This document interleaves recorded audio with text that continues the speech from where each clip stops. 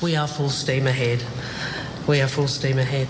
At the direction of the President, AUKUS is full steam ahead, as he said, and I know the Department of War... It's as if they had the same speechwriter. Finally, as we move, as was mentioned, full steam ahead on AUKUS, we applaud Australia's upcoming delivery of an additional $1 billion to help expand U.S. submarine production capacity. When Richard Marles and Penny Wong stood beside their US counterparts in Washington this week, everyone sang from the same songbook, talking up the alliance's bright future and planning to visit each other. So we're very grateful that you were willing to come here and join us, and we look forward to reciprocating in the new year by visiting you in Australia, as I look forward to. And it's one of my, I actually have never been, and I need to go. And it's very... When you see such alignment, four different peoples from two different countries saying essentially the same thing, you have to wonder, gee, what's going on here? Is there no point of disagreement at all? But no, apparently not. And they're all quite convinced that we're powering ahead. But behind those assurances is a Pentagon review of AUKUS that the public isn't allowed to read. And in Canberra, a hand-picked AUKUS committee that will mostly meet in secret, raising questions about what our government is trading away to stay friends with our most powerful ally. Frankly, this seems to me a distortion of reality, but it's certainly enthusiastic, and I have to give them credit for that. I'm Ruby Jones, and you're listening to 7am. Today, former Director of War Studies for the Australian Army and adjunct professor at the University of New South Wales, Dr. Albert Palazzo, on the US military's plans for expansion on Australian soil and what the secrecy surrounding AUKUS is really hiding.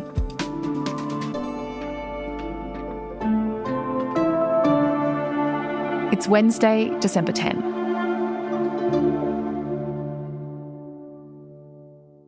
Albert, during this press conference, there was a lot of talk about AUKUS going full steam ahead, but not a lot of detail about what that actually looks like. So tell me what you gleaned from what we actually heard.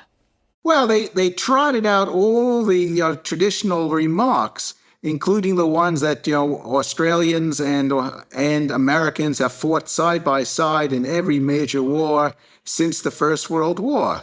It is our only ally that has fought with us in every war over the last, certainly over the last 4 or 5 decades, and we're very grateful to them for that. And this is a very strong partnership. Why that is relevant, nobody has ever said, but it certainly is used to indicate that we're closer than ever and closer than any two countries could ever be. But the last time I checked, Australia and the United States were different countries. And being different countries, you would expect us to have different interests.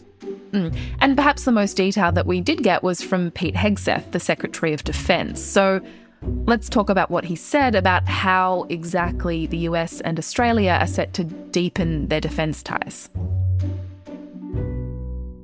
On the defence side, we're working on force posture, we're working on defence industrial cooperation. First on force posture initiatives, we're upgrading infrastructure on air bases in Queensland and the Northern Territory that allows for additional US bomber rotations.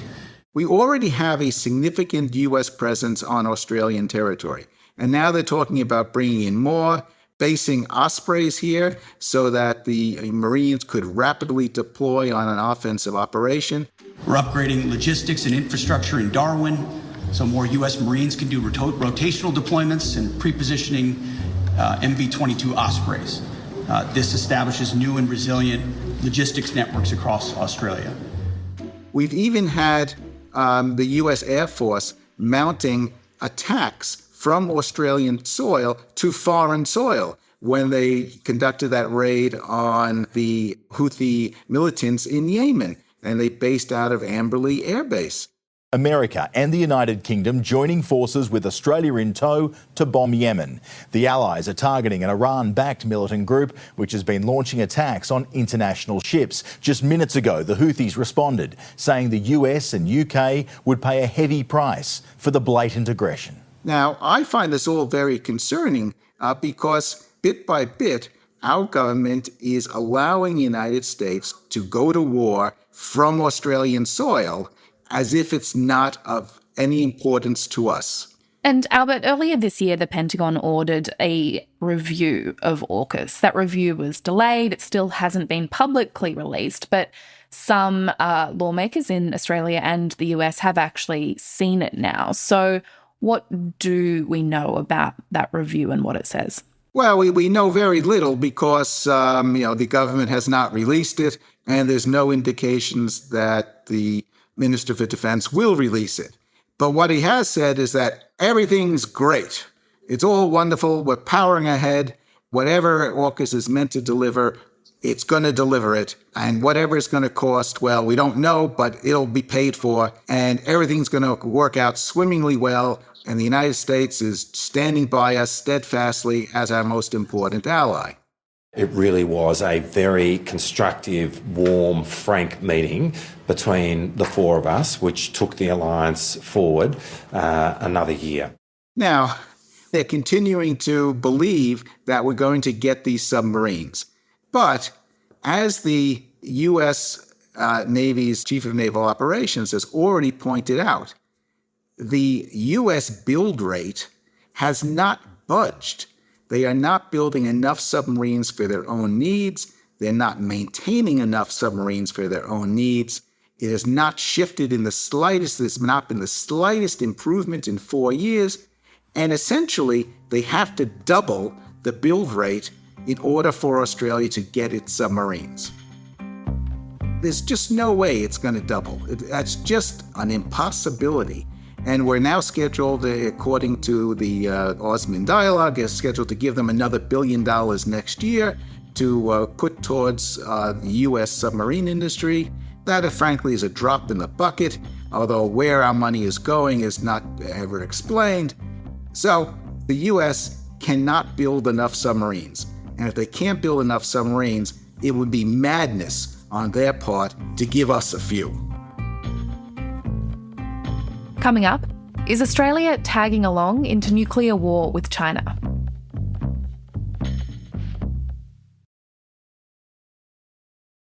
So, Albert, at the same time as all of this has been happening, the Albanese government here in Australia has announced its own review mechanism. It's the AUKUS committee. So what is that in practice? Well, the Albanese government, along with the opposition leader, Susan Lee, have decided to establish a AUKUS review committee within Parliament, and it'll consist of up to 7 parliamentarians and up to 6 outsiders. So we can fairly expect that anyone who gets this job will be fully committed to the AUKUS agenda. So this is not so much as a review committee as a rubber stamp committee. And it's also largely going to be held in secret, so the Australian public will never really find out what they're talking about. And how concerned are you by that concept? Well, I'm an Australian citizen, and I like to think that I have a right to know what the government is doing. And I'd like to think that in a strong, vibrant democracy, the government can actually trust the people. Now, yes, there are certain things that'll need to be kept secret, such as, how many missiles it'll carry and what's its range and the exact parameters of its sensors and communications devices. Absolutely required secrecy. But most of it isn't secret. And most of it is things that we, as Australian citizens, have a right to know, such as who's going to control these submarines? Is it going to be controlled by the United States or by Australia? And if Australia decides to do something that the United States doesn't approve of, will the submarine still function? Or will there be a kill switch that will prevent them from doing stuff unless the United States agrees? Now, I think that's fairly important. And that should be confirmed to the Australian public. Now, the same way, are we planning to operate with these submarines in the East China Sea or in the Straits of Taiwan, in the face of potential Chinese opposition? again, a fairly important thing to know. And I have, very little expectations that the government will tell us what their broader strategic planning is in the use of these platforms. And so what do you think is behind that then, behind this amount of secrecy around AUKUS? Is this about national security, or do you see something else underpinning it? There's an element of national security here which is legitimate, but that is, I fear, the minor element here.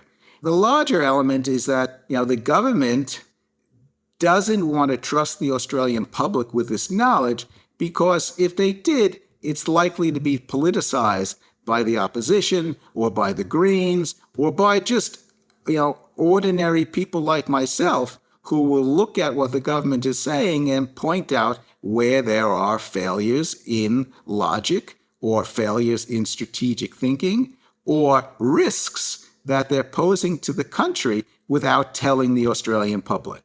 So, the government wants to control the narrative, and the best way to control the narrative is to not let anybody in on what the narrative is. Politicians may, perhaps rightly or correctly, can be concerned about political risks, to their own, futures and their own ability to win elections. But I'm more interested in the national security risk. And we're heading down a pathway that can only lead to confrontation with China. And that's the full steam ahead. And if you looked at the national security strategy that the U.S. government published just a couple of days ago, it is heading towards a confrontation with China. And Australia is tagging along as a good little buddy, doing our best to help our long-established friend in a war with China. That is a risk of enormous magnitude because great powers cannot go to war.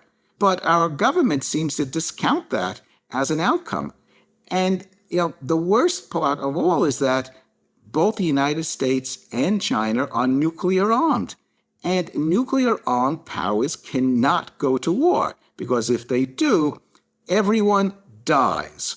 And I'm saying that quite directly because that is the outcome of a nuclear war between great powers. So, if AUKUS is this risky bet on an increasingly chaotic partner in the US, what is the alternative? Well, there are alternatives. And one of the many areas of concern regarding the United States over the last, let's say, since the end of the Cold War, is that when there's a problem, governments have numerous levers in which they can solve the problem or try to solve the problem. But the U.S. has consistently, over the last 45 years, pulled the military lever. If they've got a problem in the world, their default response is to smash it. Diplomacy, talking, negotiating are no longer considered first-rank levers of government power. So what you should be doing with China is a lot of talking, and that's what Australia should be doing. There are international problems to which there is no military solution, and this is one of them. The U.S.-Chinese contest does not have a military solution because the military solution is enormously painful. So if there's no military solution, find a different government lever and start working that one. But unfortunately, that's not what's happening. They're doubling down on the military one, and the Albanese government and the Australian military, the Australian Defence Force, are just happily tagging along for the ride. And this can only end in a very bad place. Albert, thank you so much for your time. It's a pleasure to speak to you.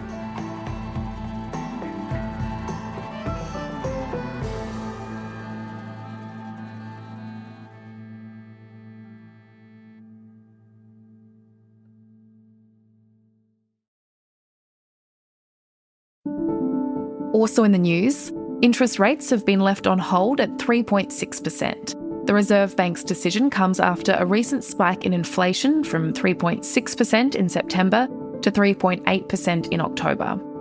In a statement, the RBA board said that the board's judgment is that some of the recent increase in underlying inflation was due to temporary factors, but that uncertainty remains. And political heavyweights, including former Prime Minister Tony Abbott, Cabinet Minister Tony Burke, and former Queensland Premier Anastasia Palaszczuk were among the guests at the state funeral of former Labor power broker Graham Richardson yesterday. Prime Minister Anthony Albanese gave the eulogy, describing Richardson as colourful and as much as a part of Sydney as the Sydney Harbour Bridge. Richardson has been mired in controversy throughout his life, with allegations ranging from sex scandals to corruption. He was never charged or convicted and always denied the allegations. I'm Ruby Jones. This is 7am. Thanks for listening.